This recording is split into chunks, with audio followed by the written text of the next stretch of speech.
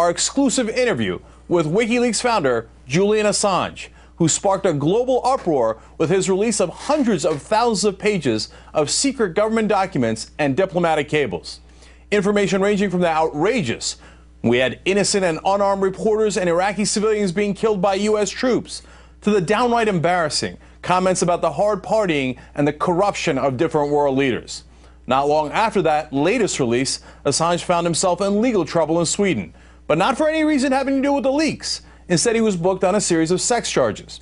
With the help of people like American filmmaker and activist Michael Moore, Mr. Assange is now out on bail and speaking out to us.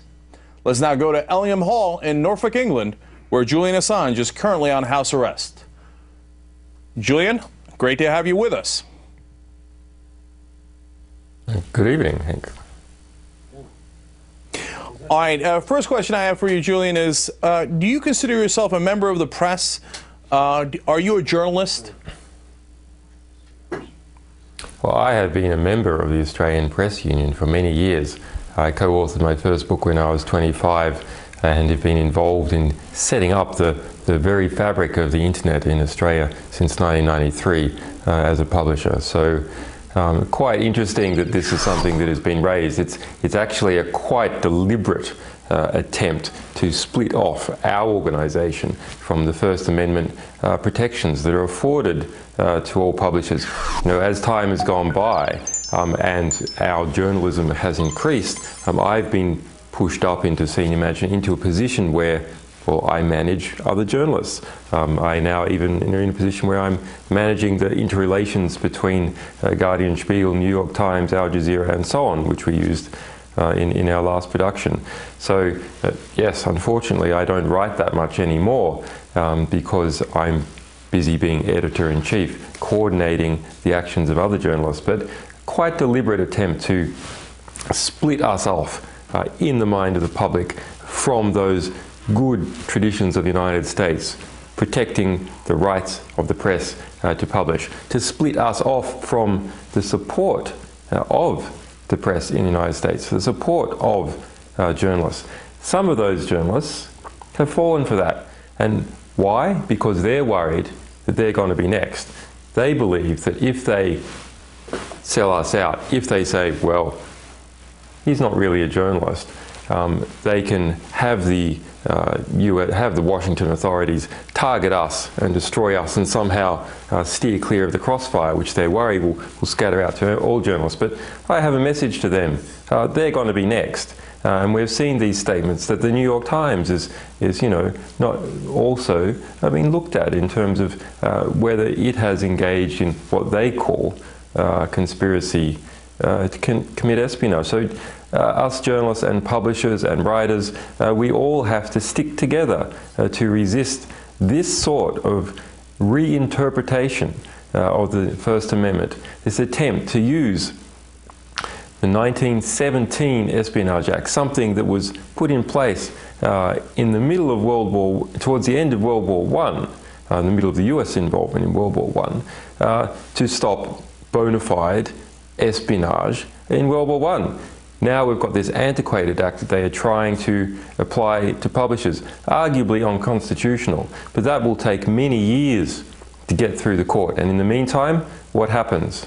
In the meantime, we have our people harassed, we have calls to apply this to other newspapers. So all members of the press and all the American people who believe in freedom and the good founding principles of the Revolutionary Fathers have got to pull together and resist this attack on the First Amendment.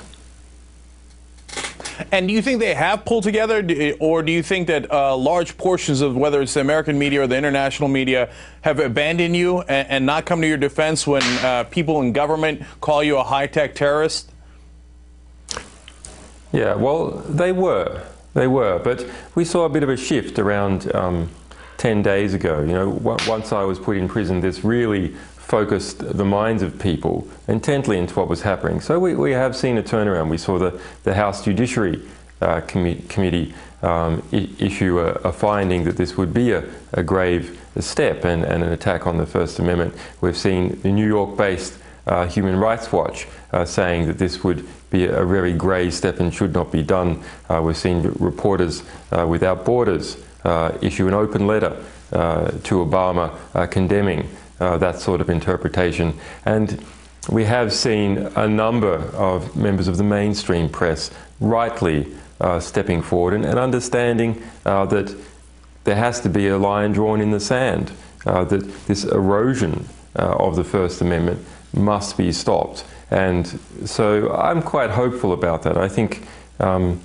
people are seeing that it's going too far. You know, always in this sort of situation, you have an institution like the State Department connected with military contractors, and an institution like the Pentagon, an institution like the CIA, able to respond fairly quickly and get its agenda up fairly quickly. Because they're organized, they have a chain of command, they have internal email communications and systems, they have existing contacts with the press, they spend an enormous amount of money on public relations. So they're able to get their message out quickly. But the reality is that a large sway of the population sees things differently, not just in the United States, but in Australia, my home country, where the Prime Minister made similar sort of statements to the United States. Now that's completely turned around in Australia, and Australians have gotten together to even take out a full-page ad in the New York Times condemning that sort of behaviour.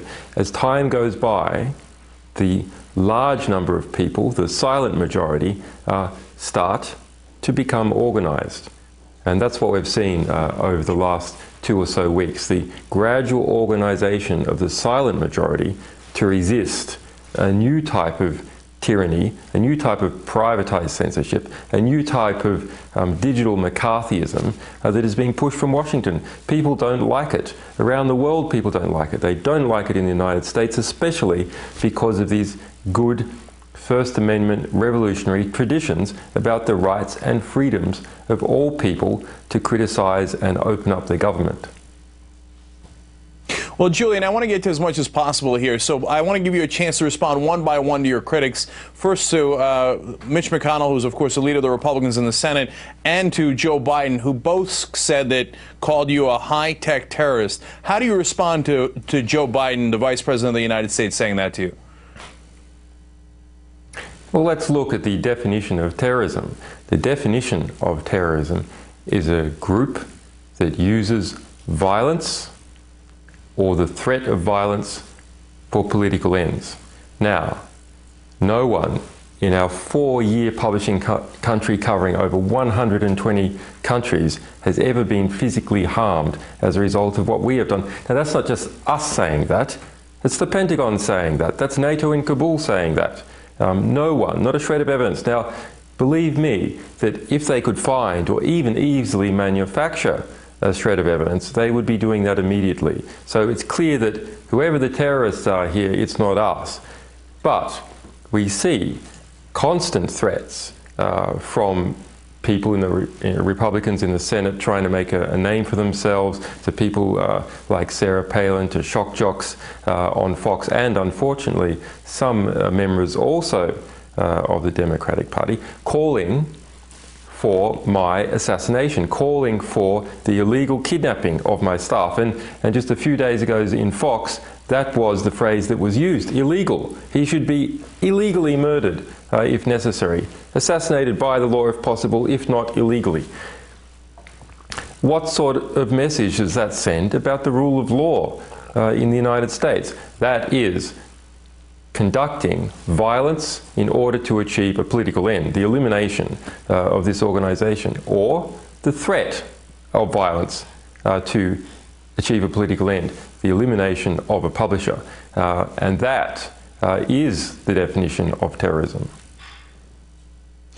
Now, I want to give you a chance to respond personally, though, because here Mike Huckabee is making it very personally. You saw that quote we had up. He says, I think anything less than execution is too kind a penalty for you. Sarah Palin saying that you are like Al-Qaeda and the Taliban, and you should be pursued with the same urgency. So how would you respond to Mike Huckabee, who is a top Republican leader, likely to run for president again? How would you respond to Sarah Palin, top Republican leader who might run for president again? Oh, just another idiot trying to make a name for himself. But it's a serious business. I mean, if we are to have a civil society, you cannot have senior people making calls on national TV to go around the judiciary and illegally murder people. That is incitement to commit murder. That is an offence. You cannot have senior people on national TV asking people to commit an offence. That is not a country that obeys the rule of law. Does the United States obey the rule of law? Because Europeans are starting to wonder whether it is still obeying the rule of law, and it needs to be very careful. Is it going to descend into an anarchy where we don't have due process, where those great Bill of Rights traditions about due process are just thrown to the wind whenever some shock jock politician thinks that they can use it to make a name for themselves? Or do we take things according to laws expressly made by the people and their representatives? That is the way things should be done. And when people call for illegal, deliberate assassination and kidnapping of others, they should be held to account. They should be charged for incitement to commit murder. Well, that's a very strong charge, and what they're saying is very strong. What's actually happened, the only person who's actually been arrested on any leak is actually Private Bradley Manning. He's actually been in prison for the last 7 months. I know you spent a week in prison, and you got a little sense of how bad it could be. He's had 200 days of solitary confinement in a small cell for 23 hours a day. He gets a 5 a.m. wake-up call. He's not even allowed to exercise in his cell. He's not allowed to have sheets or a pillow, etc., etc., etc. A lot of people, including some of the top human rights analysts in the world, believe that this is cruel and inhumane treatment. Do you think Private Manning is, one, a hero, and number two, do you think the American government is treating him wrong by keeping him in isolation for so long? We don't know whether this young man is our source or not. Our technology is set up so we don't know that. That is the best way to protect people. But let's look at the allegations. Regardless of whether he was the whistleblower behind some of these revelations or not, he is a young man that has been caught up in this, kept in solitary confinement for some 6 months, some 5,000 hours now, in conditions that were even worse than the ones that I was in. He's now held in a military brig. His visits are very limited, only once a week. And his lawyer has said that they've been getting worse and that his psychological health has been getting worse. If we are to believe the allegations, then this man acted for political reasons. He is a political prisoner in the United States.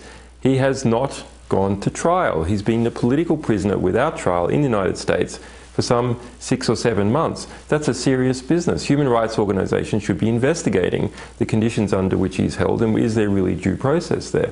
Now, we've recently heard calls to try and set up a plea deal with Bradley Manning to testify against me personally, to say that we engaged in some kind of conspiracy to commit espionage. Now, absolute nonsense. Absolute nonsense.